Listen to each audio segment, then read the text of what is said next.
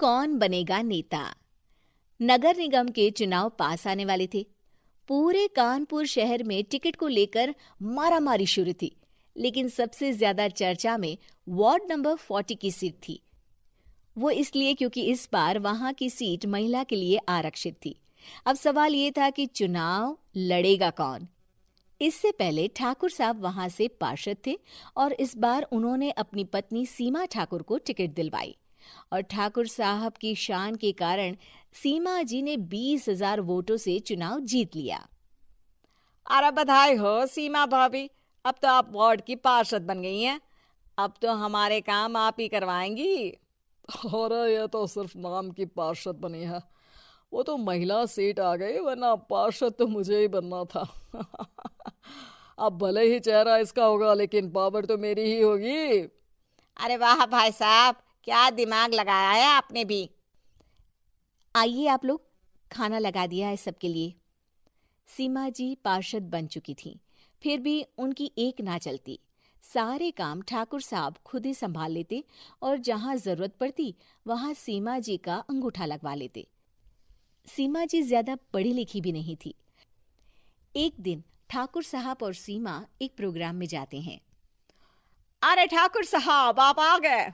ओहो, पार्षद मैडम भी आ गई हैं। स्वागत है आप दोनों का। लगता है हमारे पार्षद फंड का सही इस्तेमाल हो रहा है। चलिए अब उद्घाटन करते हैं। ये लीजिए ठाकुर साहब कैची, आप ही सबसे पहले प्रवेश कीजिए। सब लोग आगे निकल जाते हैं और सीमा जी पार्षद होने के बावजूद भी पीछे खड़ी रह जाती हैं। वो देखती हैं कि वेलकम बोर्ड पर उनका नाम है, लेकिन महिला होने के कारण कोई उनका सम्मान नहीं कर रहा। अगले दिन एक आदमी उनके घर आता है। अरे ठाकुर साहब नमस्कार। कल ना हम नोटिस किए कि हमारा घर तो अवैध है और नगर निगम वाले उसे तोड़ने आ रहे हैं। अरे कुछ कीजिए ना ठाकुर साहब। देखो भाई, मैं तो ज्यादा कुछ कर नहीं सकता, पर अगर तुम सबकी जेब गर्म कर दो तो कुछ हो सकता है। कुल मिलाकर 4 लाख लगेंगे। अरे 4 लाख ठाकुर साहब? अरे भाई, मैं अपने लिए नहीं मांग रहा हूँ। दरोगा है, इंजीनियर बाबू है, बड़े साहब है, सबको देना पड़ता है ना थोड़ा थोड़ा। बोलो है मंजूर? तभी वहां अचानक सीमा जी आ जाती हैं। अरे ये आप क्या कर रहे हैं? पहले इन्हीं लोगों से तो आपने वोट मांगे, अब इनसे ही पैसे ले रहे हो।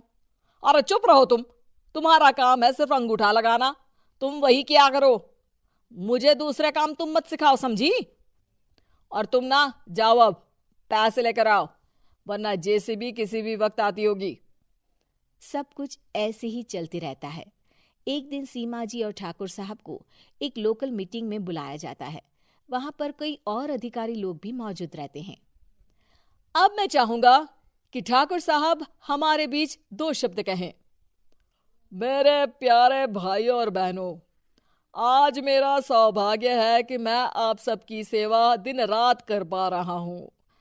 आपने मेरी पत्नी को भारी मतों से जिताया है, इसलिए मैं आप सभी का शुक्रगुजार हूं। मैं आप सबसे वादा करता हूं कि हमेशा की तरह हमारे वार्ड में किसी को कोई तकलीफ नहीं आने दूंगा। सभी लोग तालियां बजाने लगते हैं। अब मैं माननीय पार्षद मैडम को स्टेज पे बुलाना चाहूंगा। अपने नाम को बुलाया सुनकर सीमा जी एकदम चौंक जाती है। उन्हें बिल्कुल उम्मीद नहीं थी कि इतनी बड़ी जगह उन्हें मंच पर बुलाया जाएगा। जैसे तैसे वो मंच पर चढ़ती हैं। ऊपर जाते ही सीमा जी को सारी पुरानी बातें याद आ जाती हैं कि किस तरह उनके पति उन्हें कभी भी आगे बढ़ने नहीं देते और उनके नाम से गलत काम करते हैं। वो बोलने लगती हैं। मैं आपके वार्ड की पार्षद सीमा हूं। आप में से बहुत कम लोग ही मुझे जानते होंगे, क्योंकि इससे पहले मुझे कभी ऐसा मौका ही नहीं मिला। सारे मौके मेरे पार्षद पति यानी आपके ठाकुर साहब ही लेते रहे, लेकिन आज ये मौका मुझे मिला है तो मैं इसे ऐसे ही नहीं जाने दूंगी। मैं आपको ये बताना चाहती हूँ कि आपके ठाकुर साहब मेरे नाम की आड़ में गैर कानूनी काम करते हैं, जिस पर अंगूठों के निशान मेरे होते थे। इसीलिए मैं अपनी गलती मानती हूँ और आज अपने पद से इस्तीफा देती हूँ, ताकि आगे से कोई गलत काम ना हो पाए। अब फैसला आप सबके हाथ में है कि आप हमें क्या सजा देना चाहते हैं। सीमा जी की बातें सुनकर ठाकुर साहब के चेहरे का रंग उड़ जाता है और वो शर्म से मुंह नीचा करके वहां से चले जाते हैं और पद से इस्तीफा देकर ही सही सीमा जी अपने आप में आत्मविश्वास महसूस करती हैं।